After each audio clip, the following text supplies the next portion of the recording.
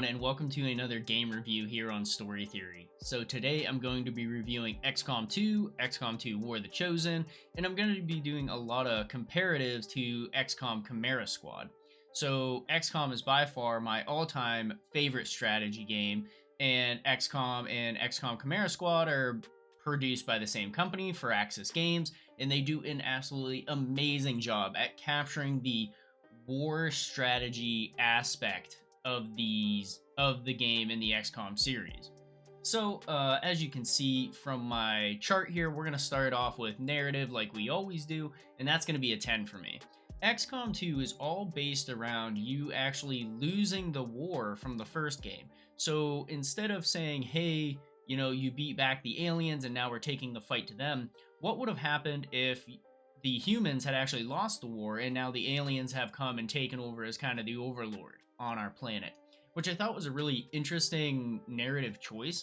And I really did like the way that they went about it for the storyline. They're bringing back all kinds of main characters. They're bringing back the main ship and everything else. I thought it was a really, really interesting and great design choice to go with the narrative. Of course, XCOM does take around like 40-ish hours to get through, and some of the missions are a little bit repetitive, and you can keep the missions going as long as you want to basically overpower your characters, so that way when they go into the important story missions, you just kind of blow everybody away, which I have the habit of doing. But you don't have to do that. And then gameplay is another 10 for me, because the combinations that you can get with these different classes and kind of playing off of the sharpshooter, the grenader, the heavy infantry, the scout, I love the aspect of XCOM where you're like, if I do this first and then this and then this, and then I give this player a bonus action so that way they can do this and take out this person.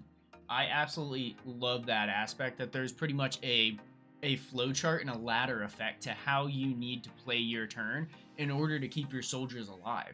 And that's one of my favorite parts of XCOM, being able to figure out, if I do this first, do this next, do this next, do this next, then I can basically blow apart the enemy before they even have a chance to hit me. And that's my favorite part about XCOM.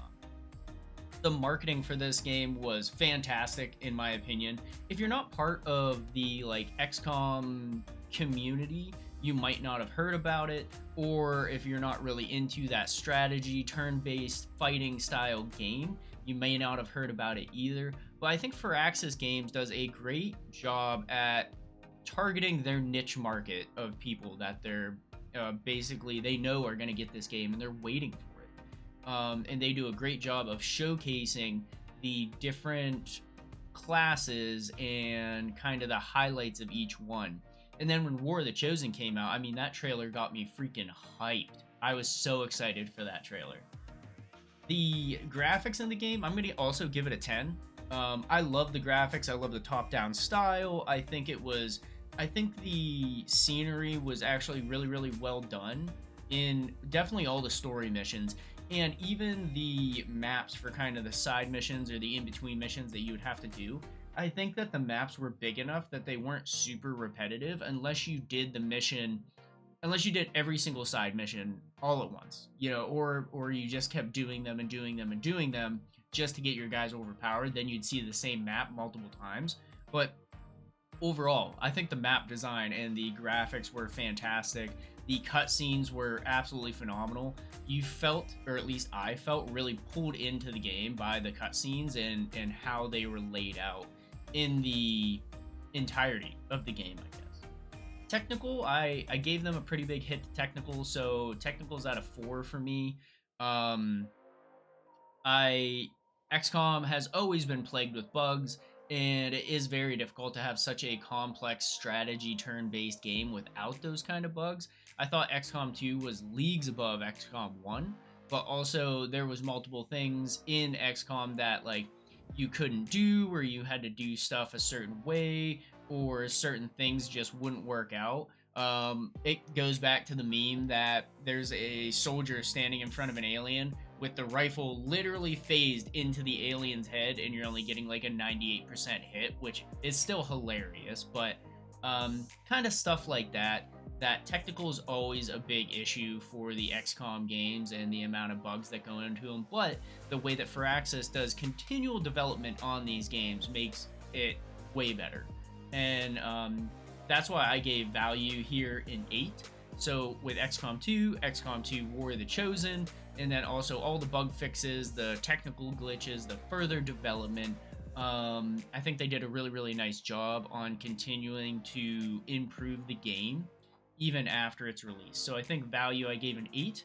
I know War of the Chosen was a very big DLC. However, the original XCOM game had XCOM Enemy Within, and then XCOM, I can't remember the title of the other one, but it was where you had the mutagens that you could actually implant into your soldiers to give them special abilities. So they basically had 2 different DLCs come out. XCOM 2 really only had one, and that was the War of the Chosen. I would have really liked to see another DLC come out.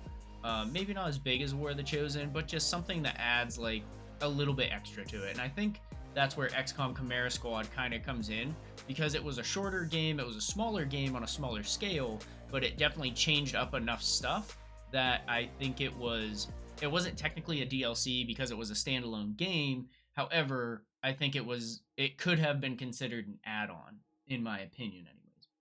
Audio, I gave an 8 out of 10. I think the voice acting was absolutely phenomenal, as always.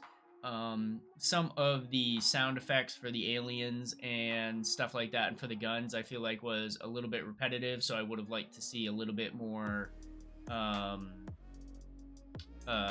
guess like a little bit more in differences there. But overall, you know, audio an 8 out of 10 for me. So all in all, XCOM 2 War of the Chosen, I gave a 9.0 out of 10. I absolutely love the XCOM series. I can't wait to see what they do with XCOM 3 and what Firaxis goes to as far as the narrative. If they're going to finally say, hey, we're taking the fight to the aliens this time and to the elders, or how they're going to go about, you know, what's next in the XCOM franchise besides Chimera Squad. So I hope you enjoyed the review. If you want to watch my playthrough of XCOM 2 War of the Chosen, it is in my playlist below, and it is actually the first game I ever played on my YouTube channel, so I hope you enjoy it.